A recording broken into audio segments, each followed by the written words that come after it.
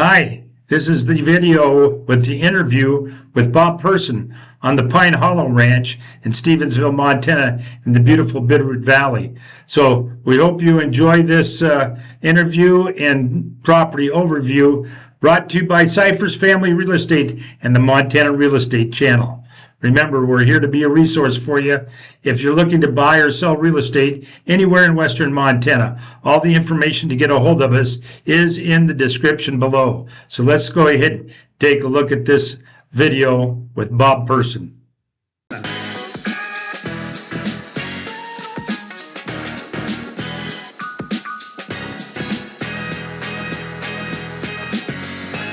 Craig Cyphers with Cyphers Family Real Estate at Exit Realty, Bitterroot Valley.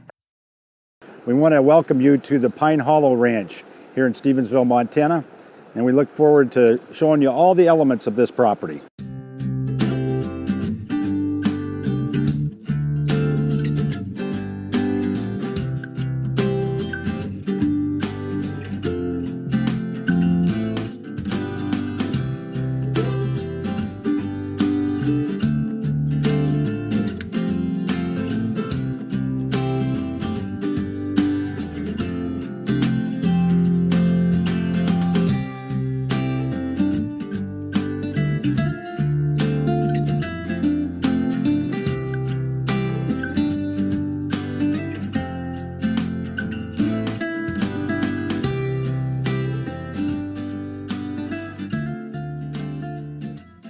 So, Bob, tell me a little bit about, you guys arrived here in the valley looking for some property, and you bought this place up on Pine Hollow.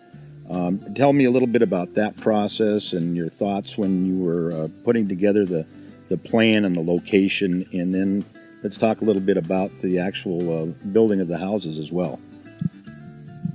Okay, it goes back to 2000. And we made an offer on the property. Well, to start before that, my dad, he said whenever he's going to retire in the Bitterroot. And I said, Dad, you're crazy. Who wants to retire in Montana? Well, here I am. There you go. So we came here in 2000 before the fire, made an offer on this, and they took us up on the offer. We were back in Washington at that time. And that's when you had all the fires here. And I said, my God, we've got to get out there and see if the place is still in one piece. Well, we got here and it was cows all over, and it was all on the west side, the fire. So we ended up closing it, and we kept it for a couple years because I had a business there in Washington and a house, and to get rid of them all took a little time. So as soon as we started getting everything put together, we came out, drew a plan, decided where we were going to build up here on this ridge, and started it in 2000, and ended up in 2003 is when we finally moved in here. Other than that, we've developed it, and I don't know how many miles of fence we put in because they were all dilapidated. And a typical old farm, build a fence here, when that falls apart, build one next to it. Finally got it all fenced. We built here, put a barn in, got rid of a lot of stuff. Then we put the pivot in. We've got 1.5 miles of 8-inch line now running up to the big ditch. So we're the only one on it, so it makes a nice water system. And we irrigate, and you see the pivot out there running now. It's real tough. I go out there and push the button on the computer and it takes off. And Irrigates how many acres, Bob? well, there's about 70 acres, and then plus the excess water runs over there, and that's flood irrigated.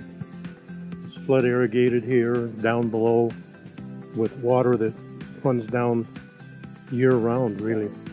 The pivot is gravity flow, 73 psi at the pump house.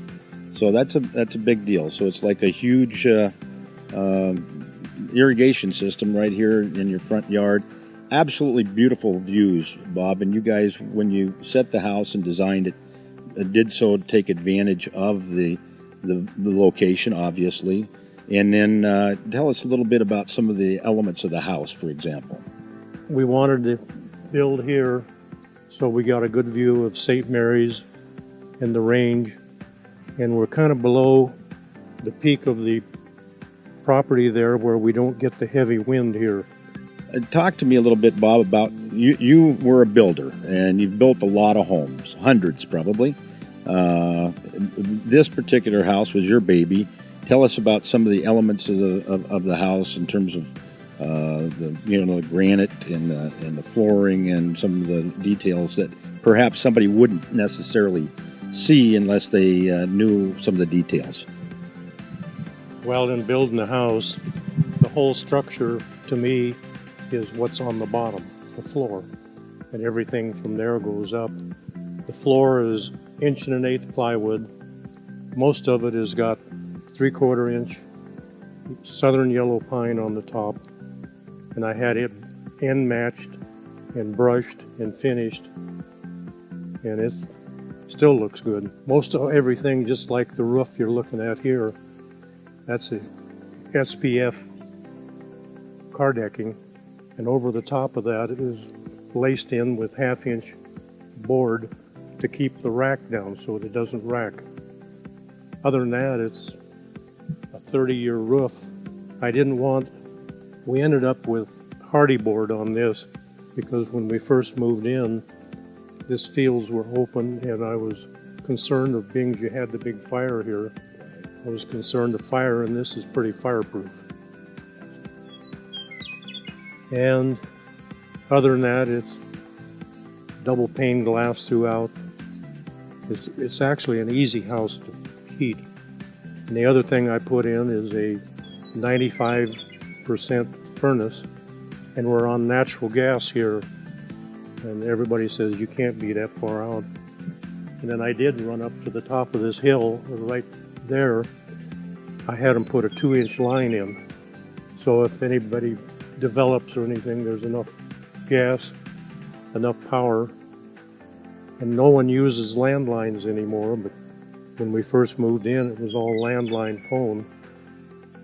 And I talked the phone company into putting at least 4 pair in there, up to the top here. Well, they overdone that. They put a 25 pair in of phone line right to the pedestal here. And tell us a little bit about the process there. There was a double wide, and you just took the foundation. And then you guys also have a home down south, and so you've designed this whole system for ease of operation. Talk a little bit about that. Well, the house down below, we built that for our daughter when she came. There was a mobile home on that to start with, and I said, I'm not going to be driving by a mobile home coming up here.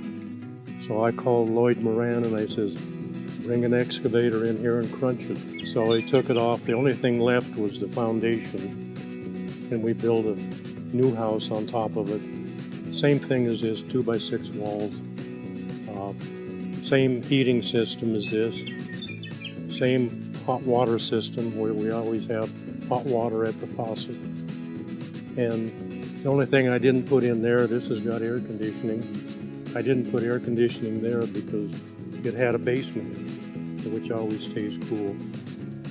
Other than that, it's pretty much the same construction as this here, and 2x6 walls, insulated glass.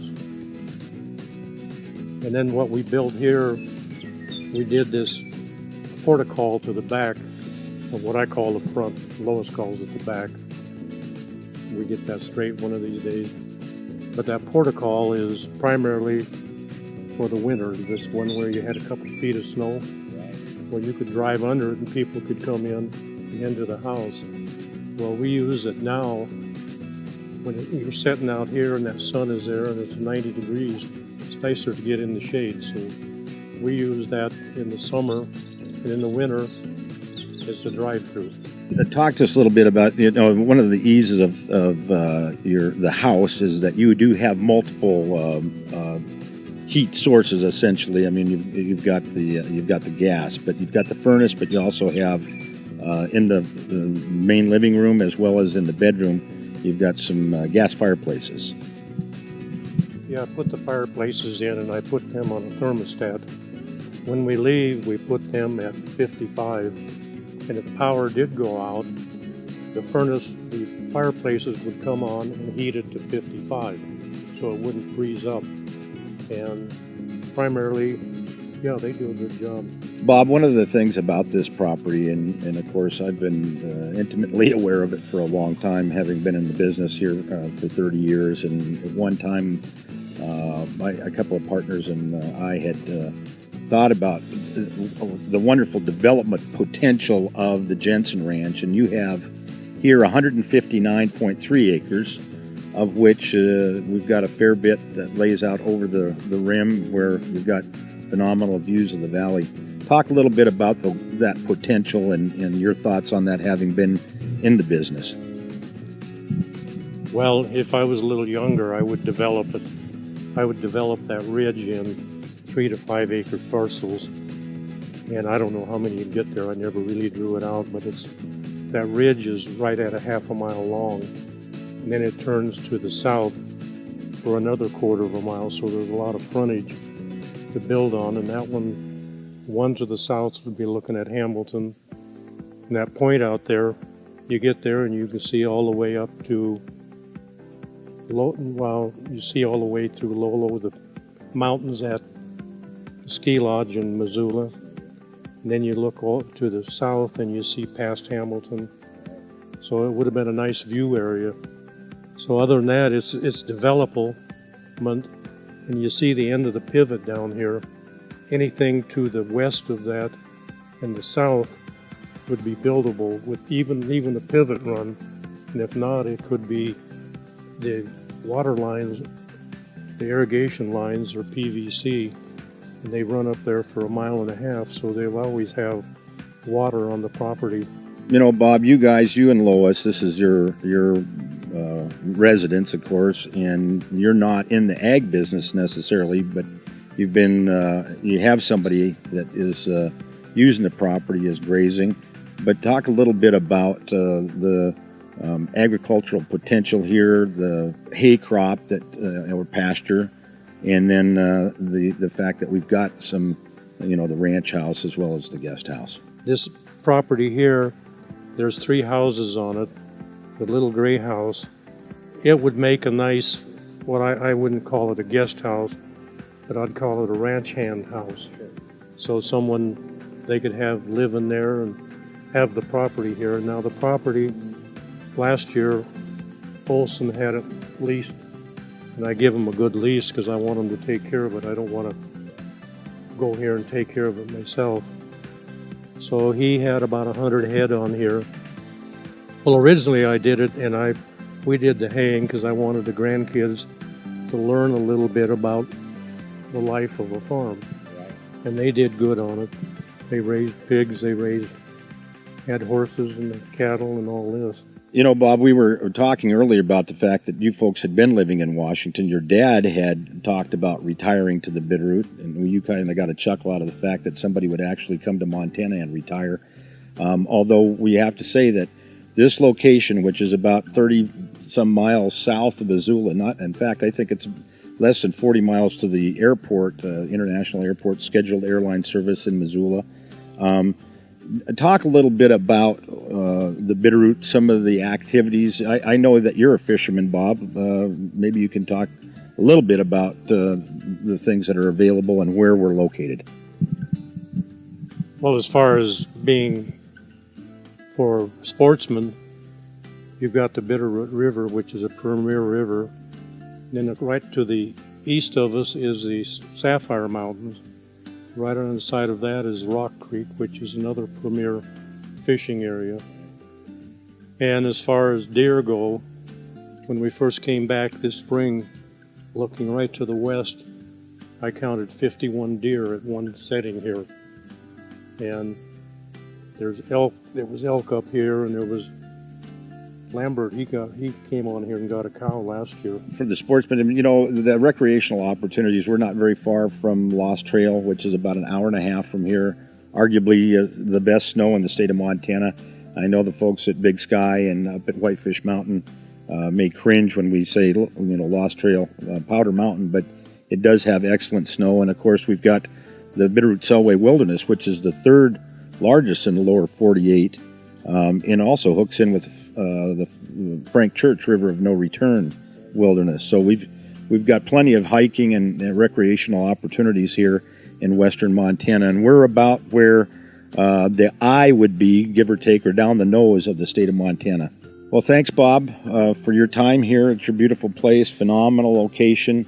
If you want to learn more about the Pine Hollow Ranch, please give us a call at CNL Real Estate Services, part of Exit Realty Bitterroot Valley. I'm Craig Cyphers, and we appreciate the opportunity to show you this wonderful property to you.